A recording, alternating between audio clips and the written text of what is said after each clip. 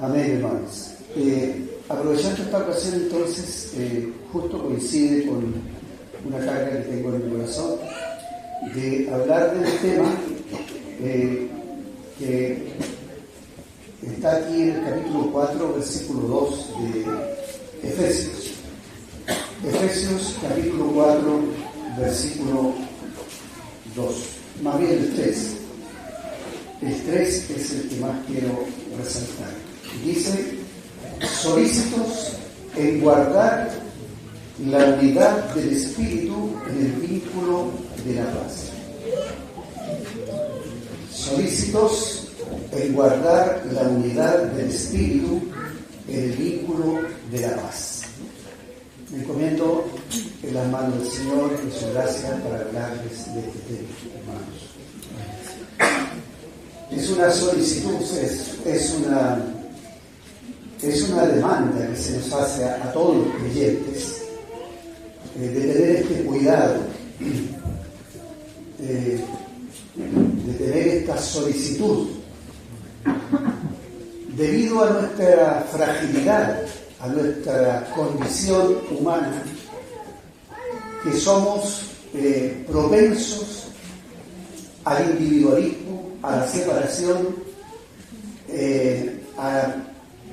por alguna razón o muchas razones que existen para que nosotros nos separemos de los demás. Hay motivos raciales, motivos económicos, sociales, motivos políticos, motivos religiosos. Hay una cantidad enorme de razones por la cual las personas se separan. ¿Dónde comienza esto? ¿Cuál es el origen de este espíritu, de esta condición humana?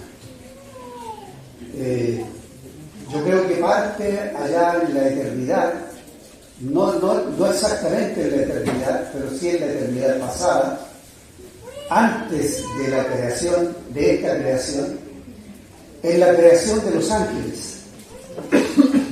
Los ángeles fueron creados primero que nosotros.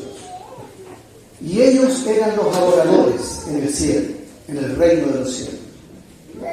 Y seguramente, como lo dice el capítulo 28 de Ezequiel, hablando de una manera simbólica de este personaje, que era el que reunía el coro del cielo, o reunía, yo me imagino, los sonidos del universo, para hacer melodías armoniosas con las cuales poder llevar a los ángeles en forma de antífonas. Las antífonas son una parte del coro canta una estrofa y la otra parte canta la otra estrofa, y esas antífonas eran la forma como adoraban los ángeles a Dios en su trono allá en el cielo.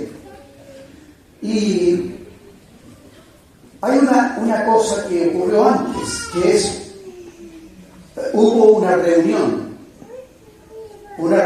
que se llama el Consejo Eterno de Dios.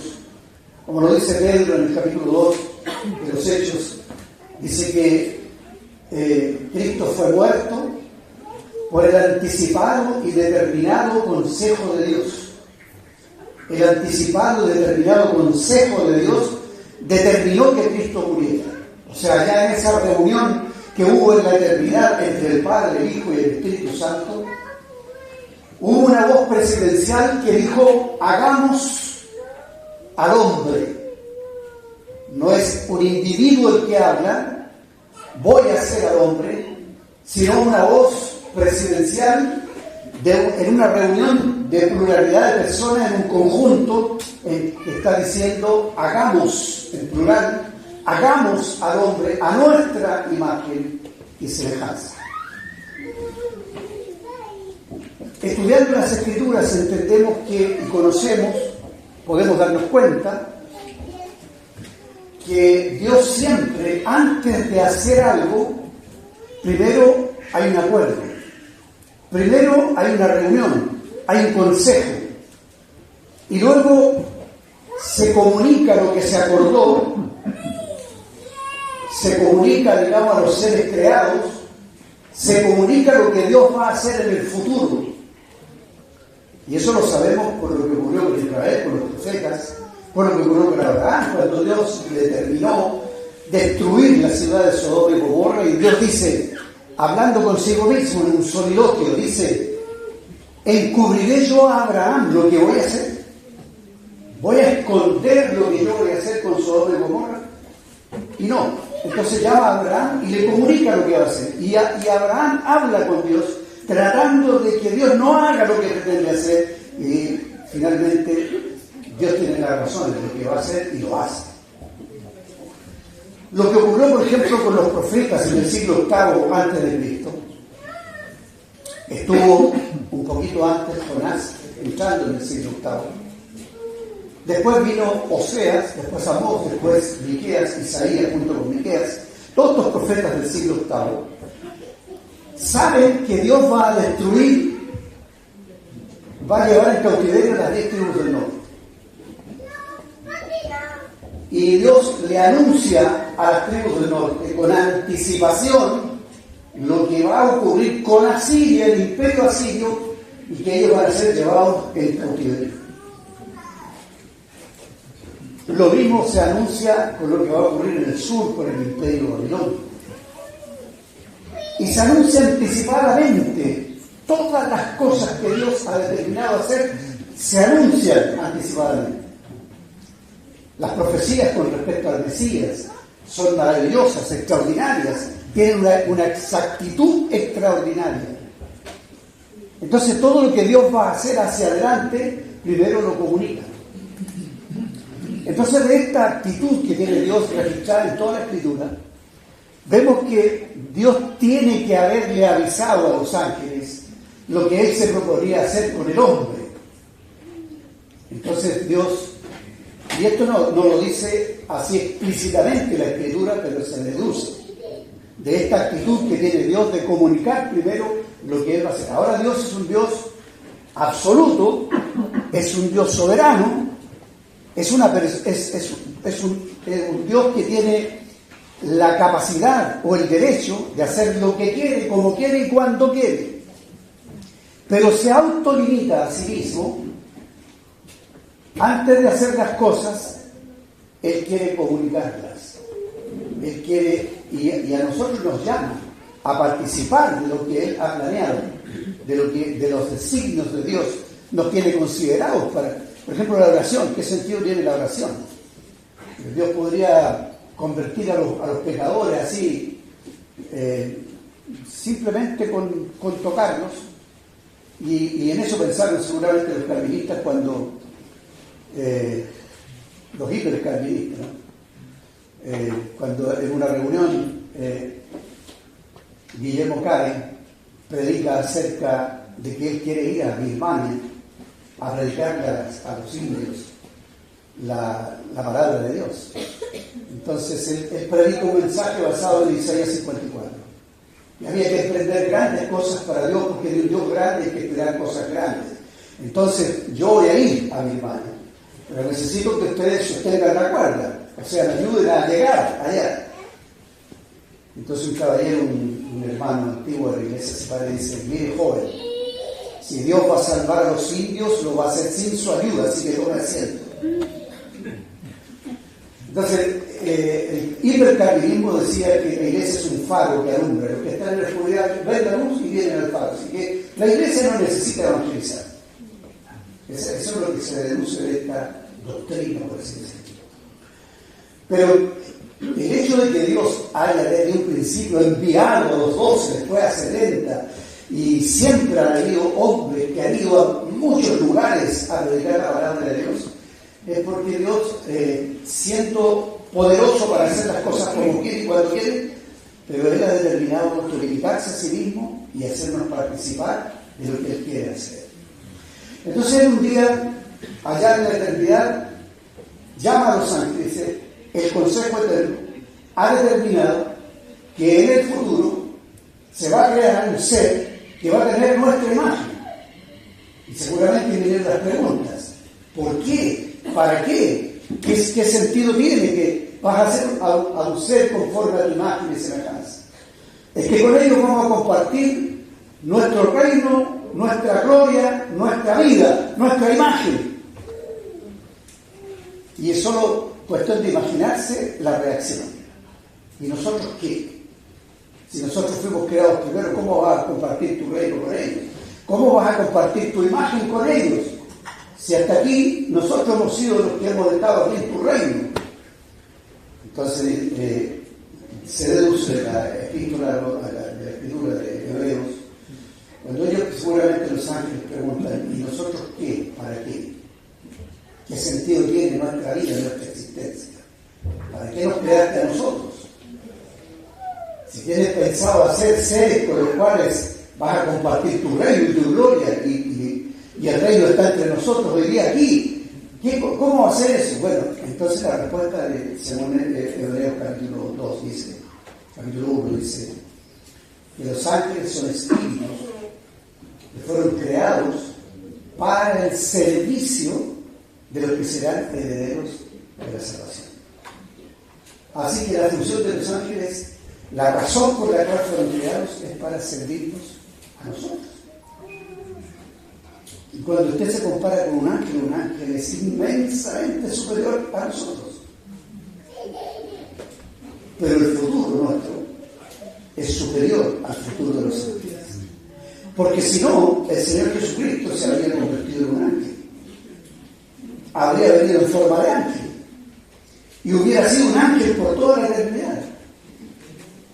Pero Jesús no escogió hacerse ni jirafa, ni un pájaro, ni un pez, ni un mono, ni un caballo. Jesús decidió hacerse hombre. Y eso fue decidido ya en la eternidad. Porque el ser más importante para Dios de todo lo creado es el ser humano. El que tiene mayor valor es el ser humano. Y por eso hay un hombre en el trono del universo que está sentado en el lugar más alto que puede existir en cuanto a importancia y valor. Bendito sea el Señor Jesucristo. Ahora, hermanos, ahí se produjo entonces el celo. Cuando el ángel principal se revela contra lo que Dios ha dicho, contra lo que Dios ha determinado hacer en el futuro, se revela y arrastra con él a un tercio de la población angelical.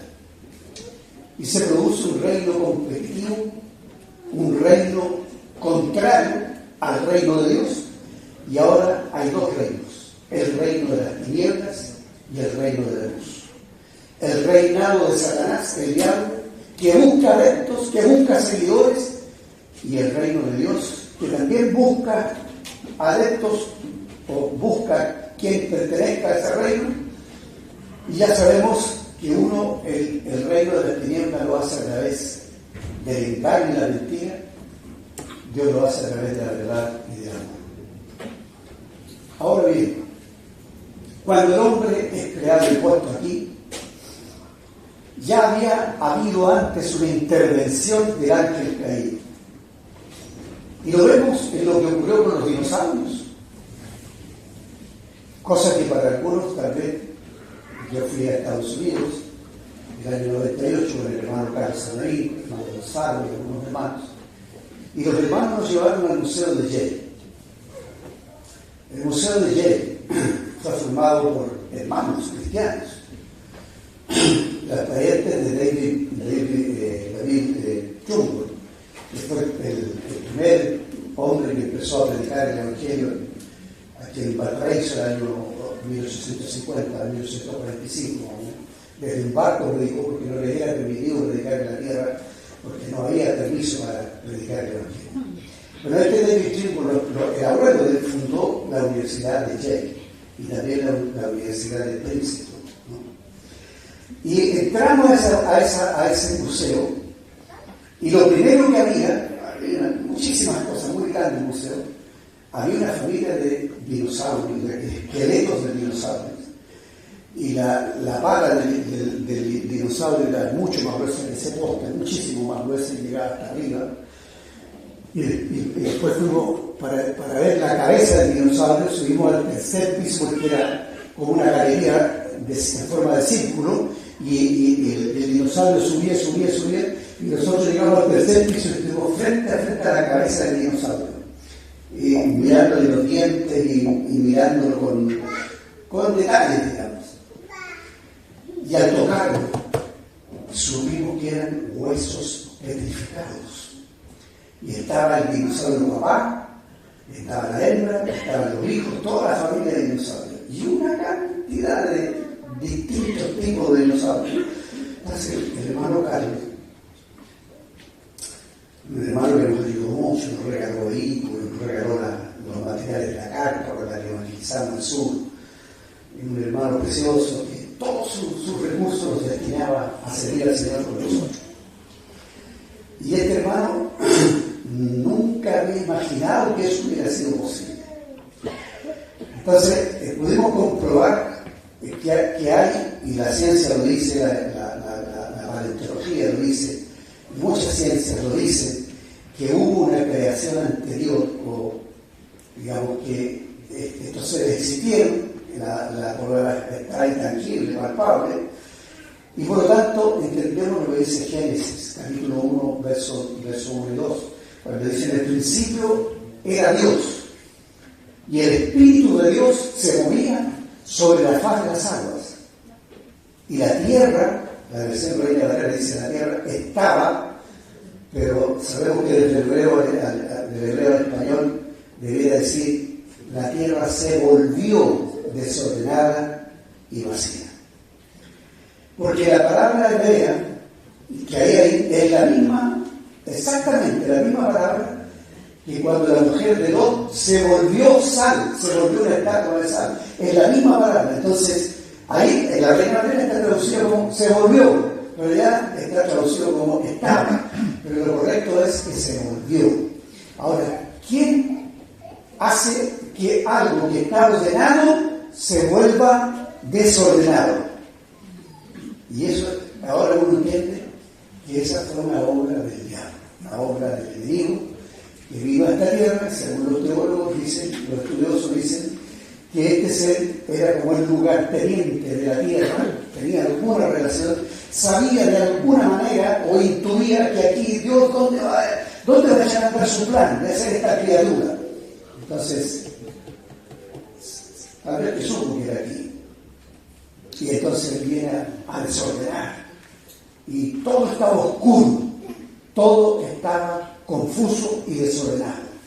Y Dios empieza a recrear y a ordenar y a decir por su palabra y a poner orden hasta que pone al hombre aquí en el huerto de Edén, Adán y Eva, y está la serpiente también.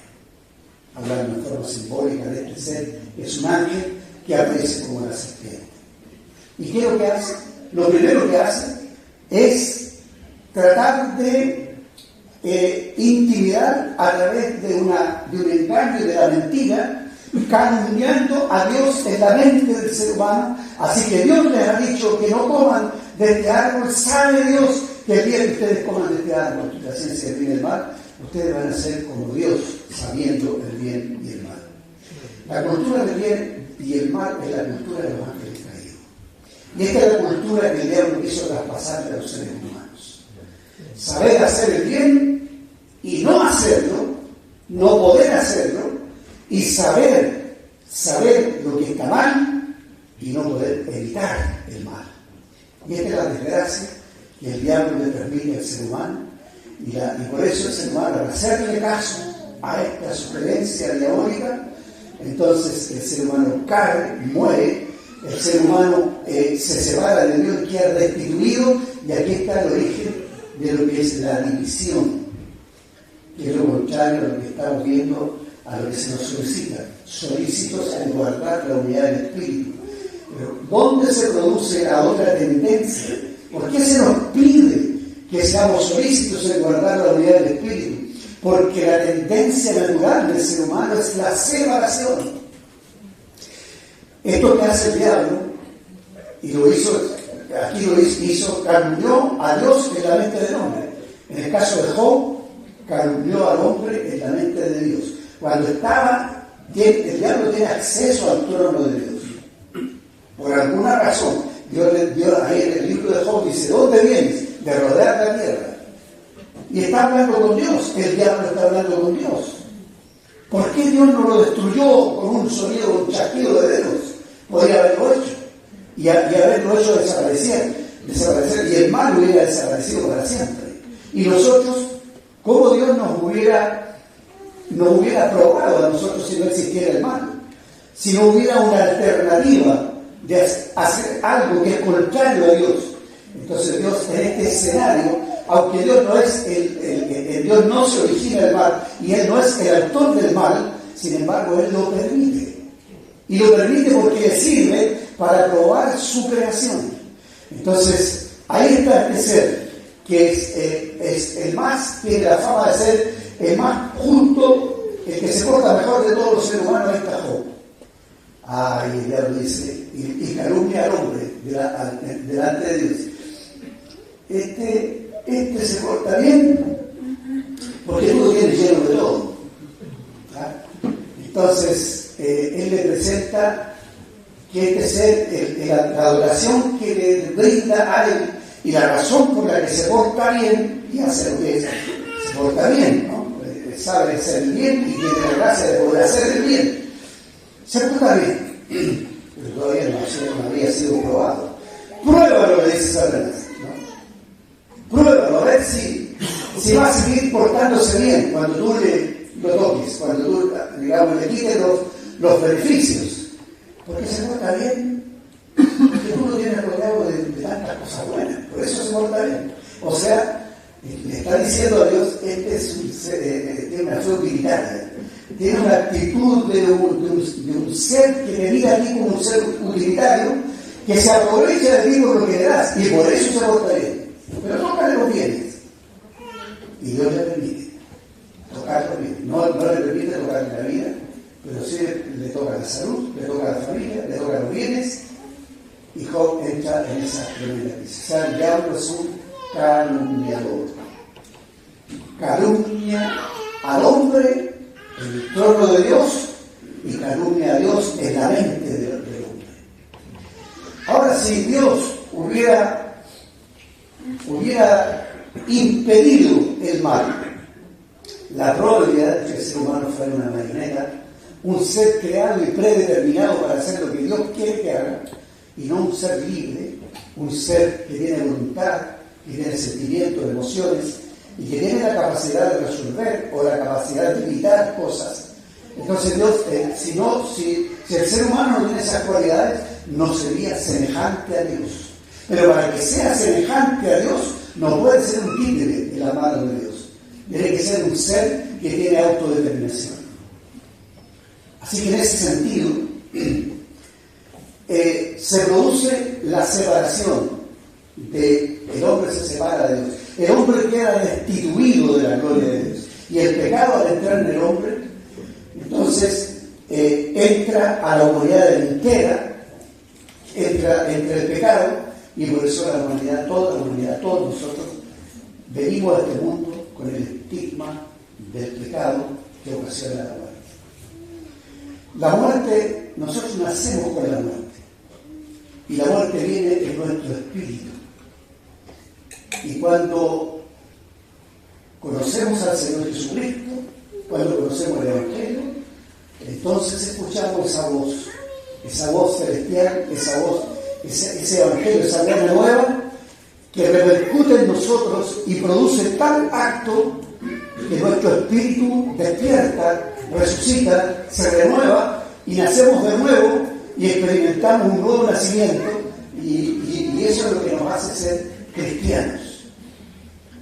Entonces, esa muerte original, esa muerte que se originó en Adán y que viene con nosotros al momento de ser engendrados, esa muerte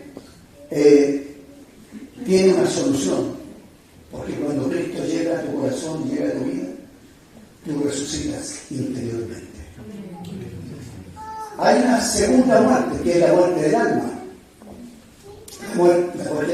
Hablo de la muerte porque la muerte es separación en todas sus formas.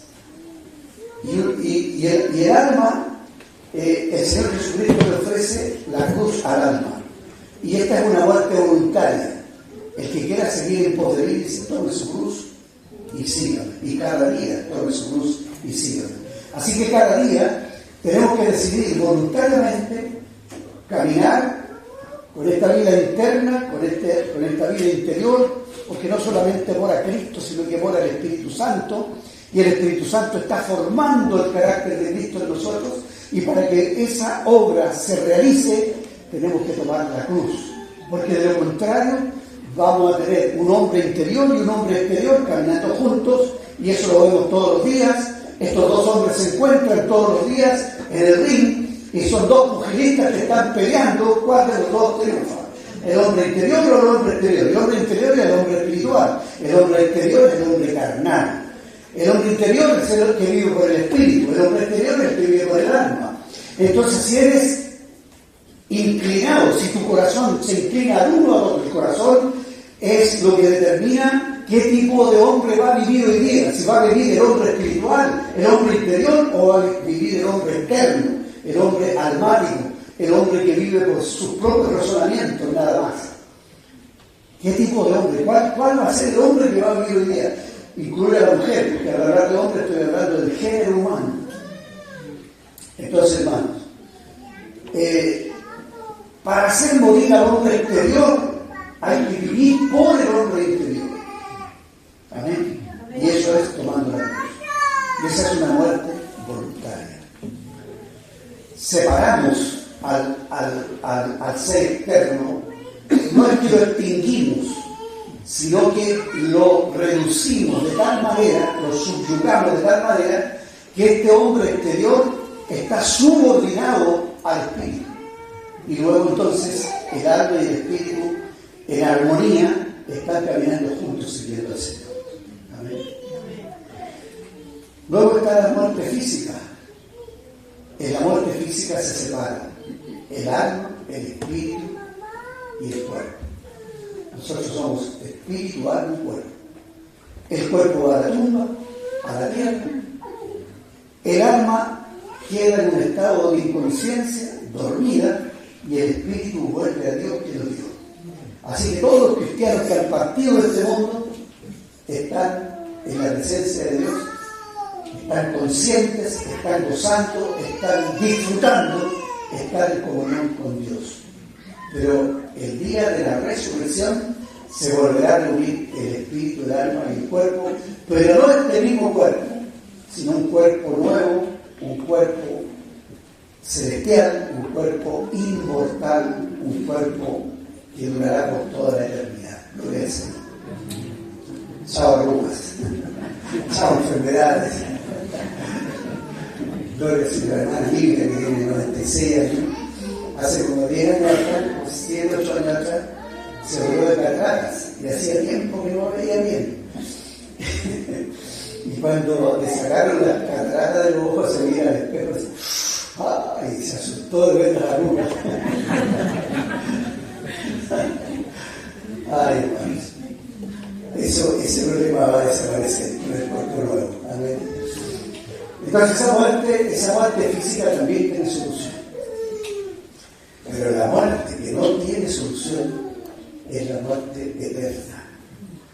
Esa muerte es una separación para siempre. El ser humano quedará excluido de la presencia y de la gloria de Dios. El plan de Dios es compartir con nosotros su vida, su reino, su gloria por toda la eternidad. Pero el ser humano que no se sujeta a los designios de Dios, que no cree a su palabra, que no se rinde, que no se entrega a Él, no tiene parte con Dios, no tiene parte con Cristo, va a quedar eternamente excluido de la presencia de Dios y del disfrute de lo que es el reino de Dios. Entonces, esas son las 4 muertes. Y todas tienen que ver con separación.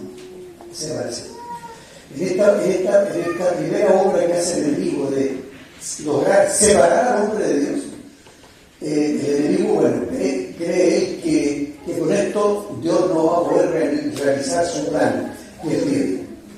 Bueno, ya conocemos cómo ha sido históricamente la tragedia de la humanidad de vivir en esta cultura de los ángeles caídos, sabiendo el bien y no hacerlo, y sabiendo el mal y no poder evitarlo. Así ha vivido la humanidad desde el comienzo.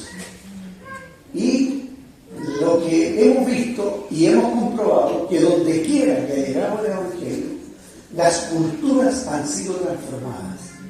Porque ocurrió en el año 51 en Ecuador. Hay una hermana en un programa que se llama Aviva Nuestros Corazones, no sé si lo han oído ese programa. Hay una hermana que estuvo ahí predicando, enseñando en ese grupo de hermanas, que fue la esposa de uno de los misioneros que fueron comidos por los caníbales en Ecuador, el año 51, 1951, el año que yo nací, justo en ese año. Gracias, hermano. Esos hombres que murieron comidos por los caníbales, las mujeres de ellos, misioneras americanas, pueden haberse vuelto a Estados Unidos y a llorar la muerte de sus maridos allá. Se quedaron en Ecuador y siguieron evangelizando a los niños. El canibalismo desapareció para siempre de Ecuador y de América por el testimonio de mujeres que predicaron el Evangelio. Y donde quiera que ha llegado el Evangelio, donde el Evangelio llegó a los vikingos, los vikingos anduvieron aquí en las costas de Chile.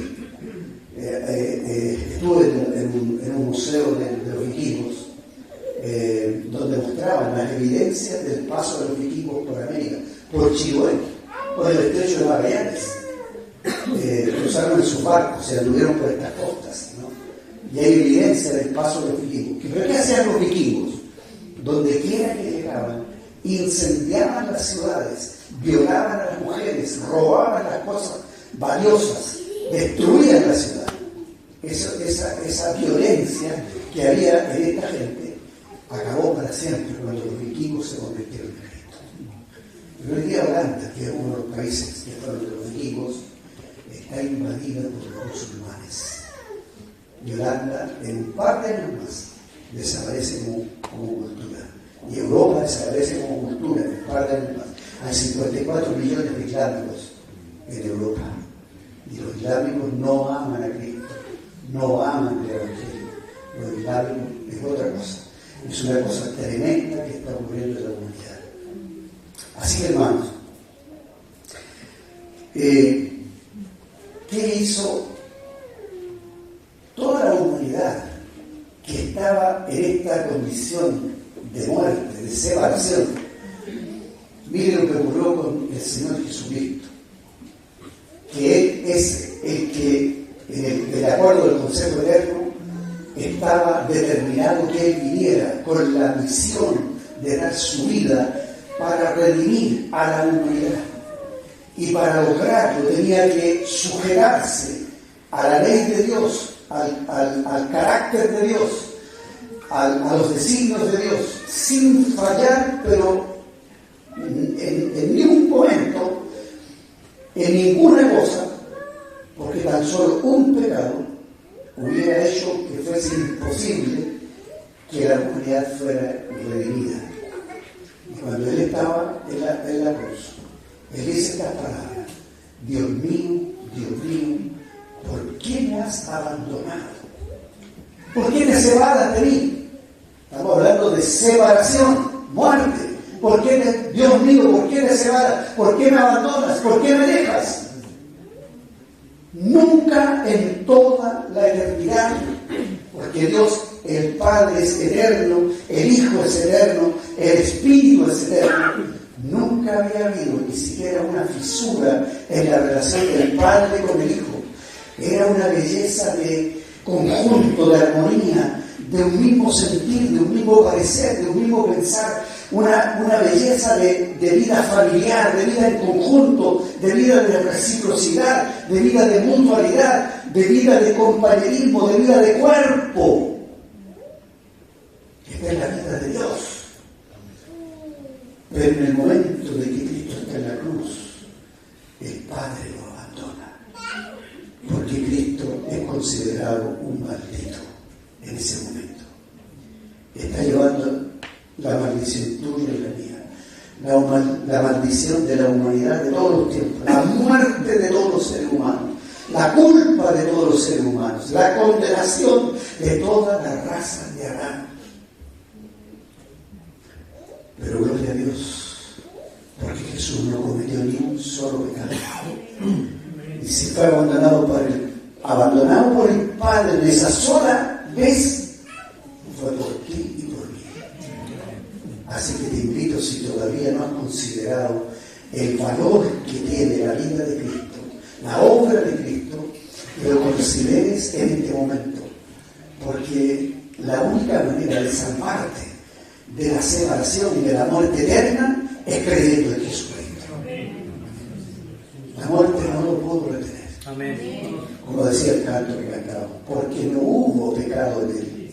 La muerte retiene solo a los pecadores, pero a Cristo no lo pudo retener. Y por eso, desde las cavidades más profundas del Hades, de la muerte, Cristo, estando allí, se hizo presente con su muerte, como ser humano, con su alma de hombre. Cuando se nos pide tomar la cena y hacer memoria de nuestro Señor Jesucristo, a mí me gusta hacer memoria no solo de su muerte, me gusta hacer memoria de su valor, me gusta hacer memoria de sus enseñanzas, de las veces que se encontró con los necesitados, con los enfermos, con los pobres, con los miserables. Me gusta hacer memoria de su persona, de quién es Él. Como lo dijo Pablo a Timoteo, acuérdate de Jesucristo. Gloria al Señor. Principalmente nos acordamos de su muerte, porque es la obra más tremenda. Y se cumplió la profecía que decía, oh muerte, yo seré tu muerte. Así que la muerte de Cristo fue la muerte de la muerte fue el propio Señor Jesucristo.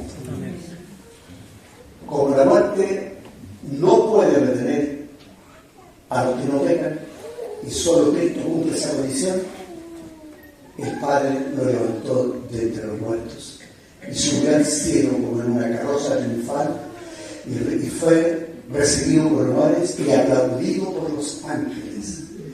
Porque los ángeles, hermanos, desde que se produjo esa separación entre ellos, los ángeles miran y contemplan. Nosotros somos un espectáculo para ellos.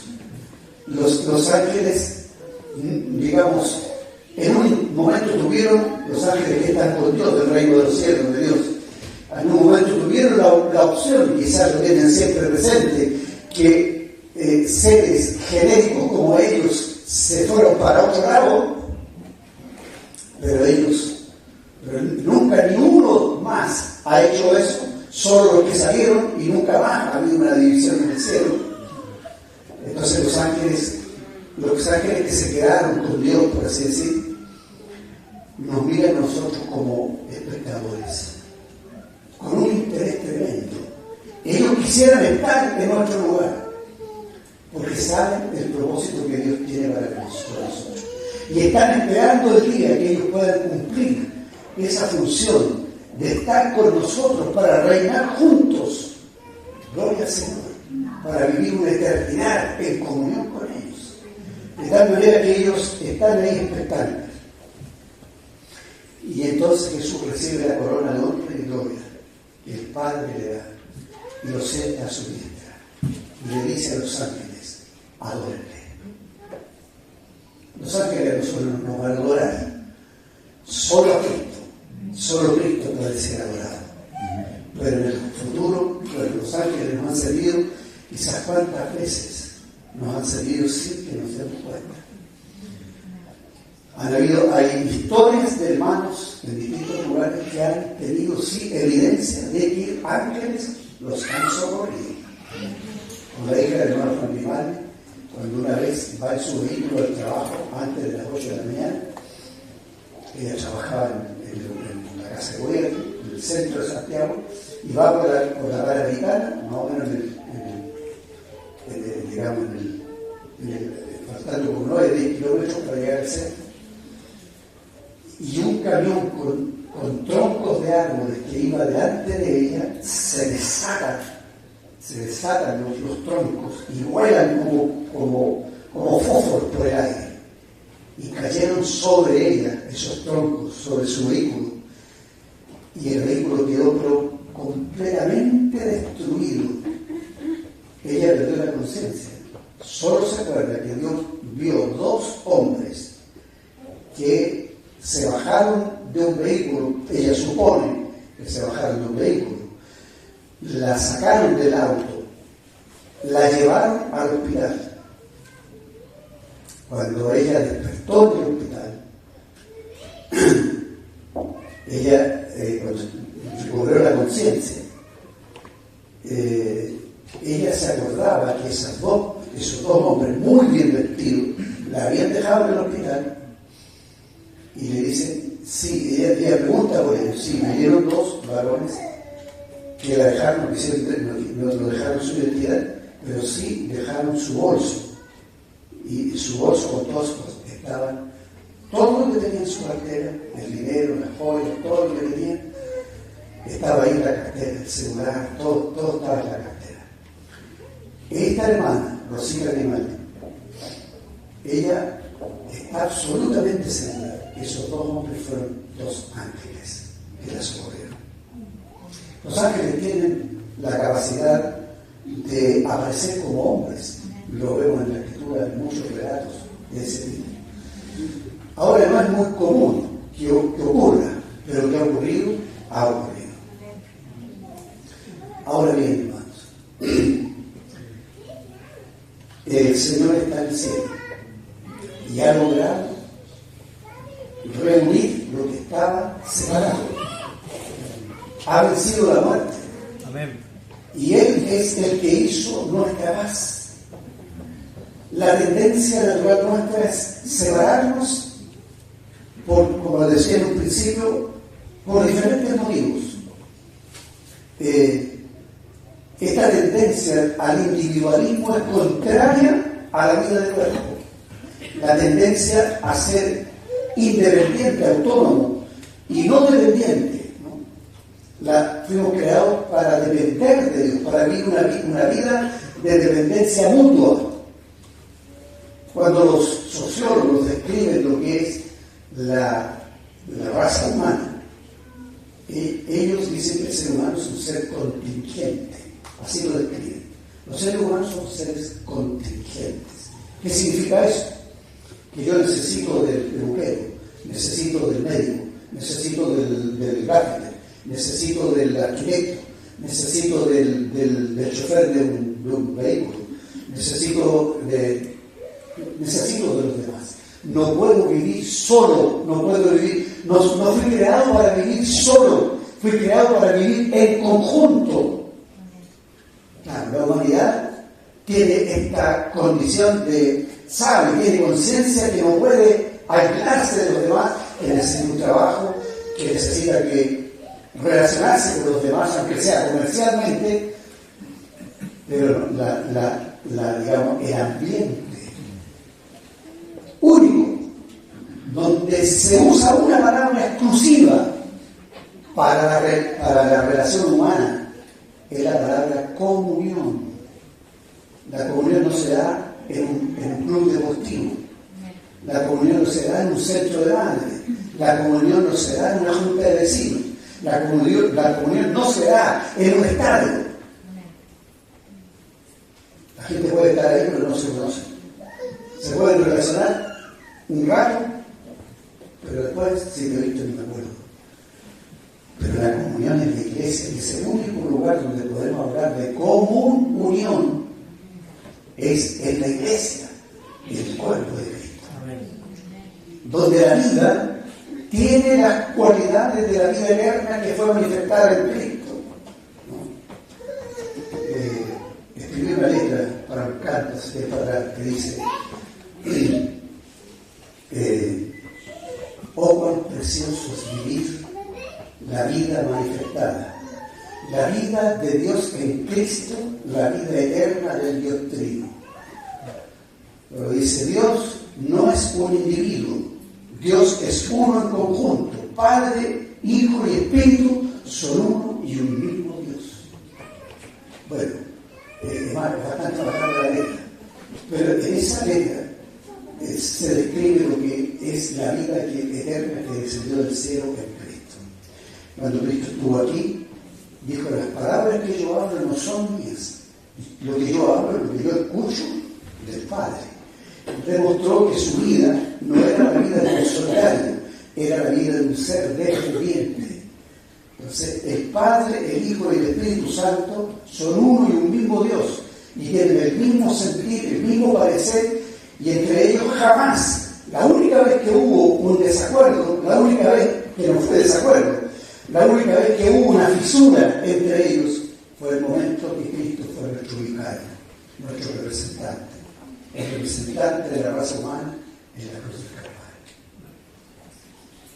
Pero esa obra es la que generó la restauración de nuestra condición caída, y hoy día estamos unidos a Dios, teniendo la misma vida que tiene Dios, la vida eterna del Dios Trino es la vida que tiene la Iglesia.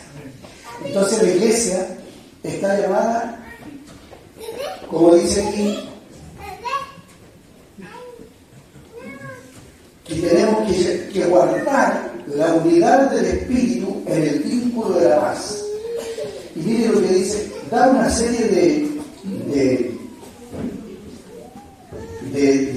causas por las cuales tenemos unidad, porque tenemos un Señor, una fe, un bautismo, un Dios y Padre de todos, y también se destaca que cada uno de nosotros fue dado la gracia, o sea, hay una vida individual, pero también al mismo tiempo en conjunto, y dice que Dios estableció una diversidad de ministerios en la Iglesia, y dice el verso 12, capítulo 4, verso 12 de Efesios, a fin de perfeccionar a los santos para la obra del ministerio, para la edificación del cuerpo de Cristo. Hermanos, un individuo no es el cuerpo de Cristo. Una iglesia local no es el cuerpo de Cristo. Una iglesia local está llamada a vivir como cuerpo de Cristo, pero el cuerpo de Cristo no es una iglesia local. El cuerpo de Cristo es un todo creyente. Hay un cuerpo místico que no conocemos y hay un cuerpo, por ejemplo, nosotros, que nos conocemos de tantos años, que nos hemos relacionado, ya no somos un cuerpo místico, somos un cuerpo real, digamos. ¿No es cierto? ¿Por qué? Porque tenemos un relacionamiento que nos ha dado el Señor a través de una misma fe. Y esto es lo que ha logrado los hermanos que tienen ministerios proféticos, apostólicos, evangelistas, maestros, pastores. Todos los hermanos que tienen estos ministerios han logrado que hayamos conocido hermanos en Colombia, en Venezuela, en Ecuador, en Estados Unidos, en Argentina, hermanos en distintos países, en Brasil. Dice que estos hermanos fueron constituidos para perfeccionar a los santos para la obra del ministerio, para la edificación del cuerpo de Cristo, hasta que, mire lo que dice, hasta que todos lleguemos a la unidad de la fe. Coloca la fe al final, coloca la unidad del Espíritu al comienzo, pero coloca la unidad de la fe al final. ¿Por qué? Porque siempre que nos cuesta estar unidos en una misma fe. Porque nos falta el hermano que sale con una cosa distinta. Nos falta alguien que le parece que hace énfasis en una doctrina o en un punto de vista de interpretación bíblica, sale con una hermenéutica o una exégesis propia y arma una doctrina que logra sacar a los hermanos del contexto. Y así se han formado las denominaciones. Por eso que la gran mayoría de nosotros venimos de denominaciones Porque las denominaciones, en la denominación, miren, los hermanos que vienen de la línea de Nelson Darby, que son los hermanos del Prímulo, Raymond, en Estados Unidos, ¿sabe cuántas veces se han dividido? 500 veces. 500 veces se han separado. Algunos le llaman los hermanos de la concha dura, porque son duros para, digamos, trazan una doctrina que dice, ya, si tú vienes a estar con nosotros, vamos a probar en 6 meses tienes que saber todo lo que nosotros creemos. Si en un punto no crees lo que nosotros creemos, no puedes tomar la cena, no puedes participar. Y empiezan a colocar reglas. Los bautistas, yo fui bautista desde niño, y los bautistas se dividieron en Estados Unidos más de 200 veces. Hay bautistas del séptimo día.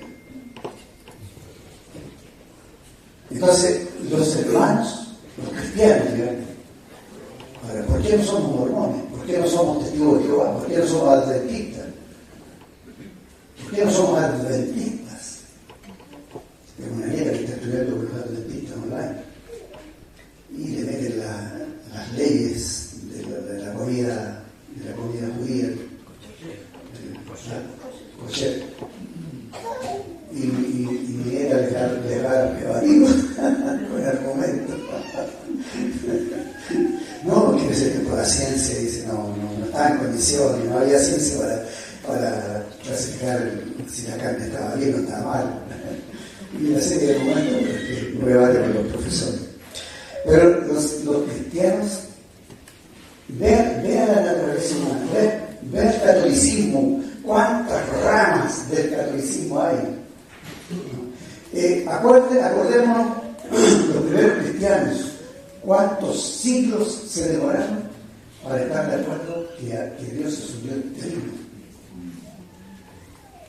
Tuvo que haber un concilio mundial de iglesia, de obispos, para que hubiera un acuerdo de que este es el dogma de la divinidad y que todos vamos a creer, y el que no lo cree queda excomulgado de la iglesia.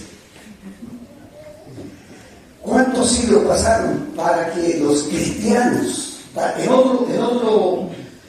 otro concilio, determinaran que el Señor Jesucristo, el Dios hecho hombre, Dios encarnado, que tiene dos naturalezas, una naturaleza humana y una naturaleza divina, que es Dios y hombre, 100% Dios, 100% hombre? ¿Cuántos siglos se demoraron los cristianos para llegar a ese credo? Entonces, eso ya está superado.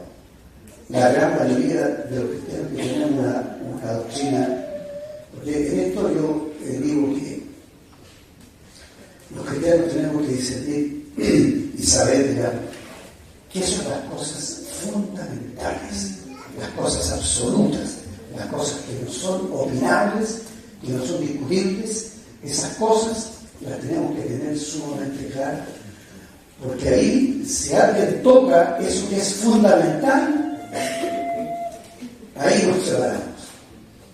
Yo no podría ser mormón, no podría ser unitario, no podría ser testigo de Jehová, tampoco podría ser católico.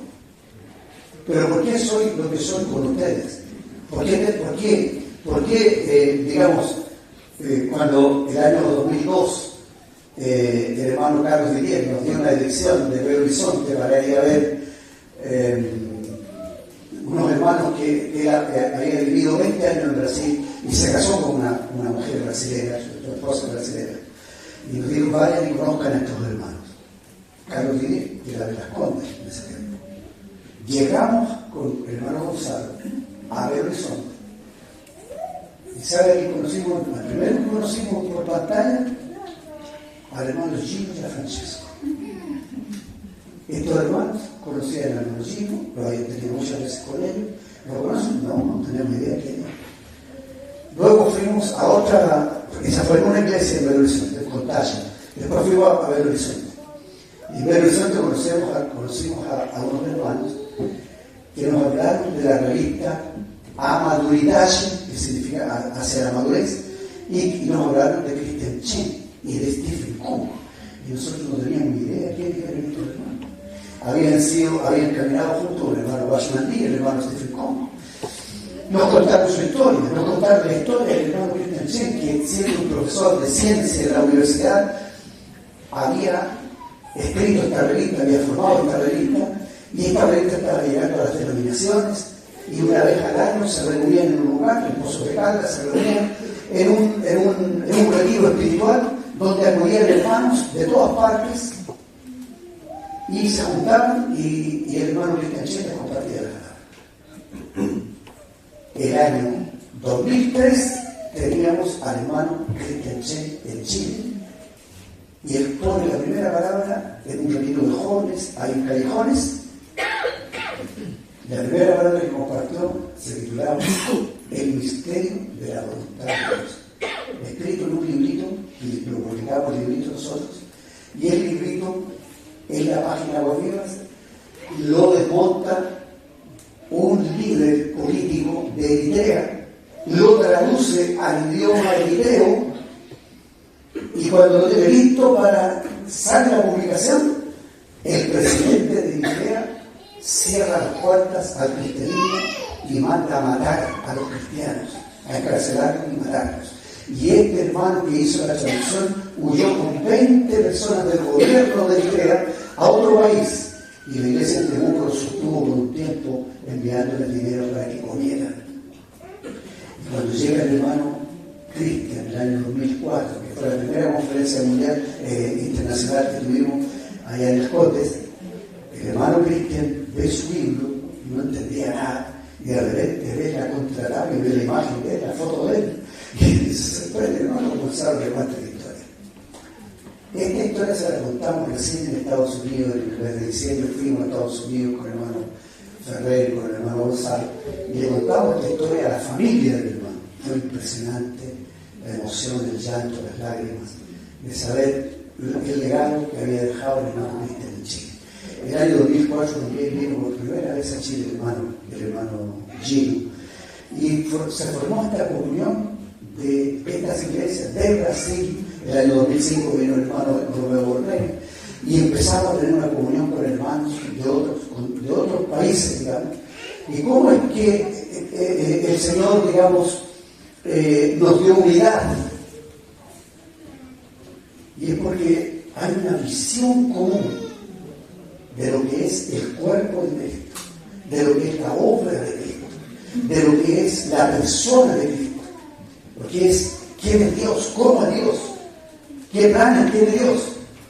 Y en esas cosas hemos logrado, no nosotros, el Señor ha logrado tener una realidad que no tiene nada que ver con sectas heréticas.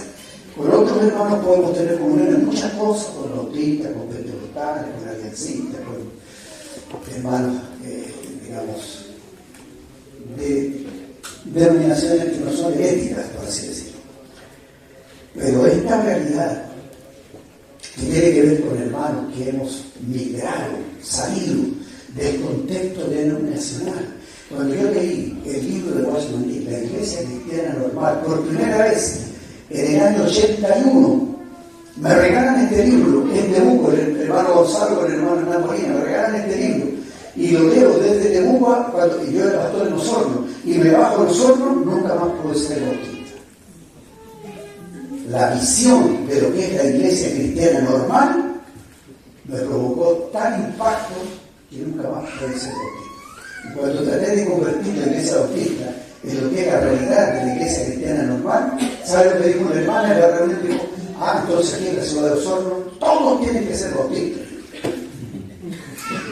No entendí nada, hermana. Hermanos, termino con esto. Dice así: la unidad de la fe la coloca al final porque es lo más difícil. Pero siendo lo más difícil, hermano, quiero que usted valore esto que hay aquí. Que estemos juntos no es porque yo le caiga bien, no es porque usted tenga a algún hermano aquí como la razón por la cual usted está aquí. Aquí el que está aquí en el centro de Cristo mismo. Y él dice, en su palabra dice, siguiendo la verdad en amor, la verdad que nos es dada en la fe, ¿no es cierto? Siguiendo la verdad en amor, crezcamos en todo en aquel que es la cabeza. Esto es Cristo. Cristo es la cabeza. ¿De quién? De la cabeza, todo el cuerpo, bien concertado y unido entre sí por todas las coyunturas que se ayudan mutuamente, según la actividad propia de cada miembro, recibe su crecimiento para ir edificándose en amor. Y termino con esto. No sé, ¿puedo usar una de estas guitarras? No sé, va a ser cortito. ¿Cómo encuentran este sonido? Es el sonido de un individuo, porque hay individuos que suenan bien. Ahora, este sonido es el sonido de un conjunto. Ahora bien, esto suena así porque esto que hay aquí se llama cabeza. Vamos a decir que esta es la cabeza y este es el cuerpo. Entonces estas cuerdas están afinadas para que el sonido que dé sea un sonido armónico. Pero ¿qué pasa? Disculpen, hermano.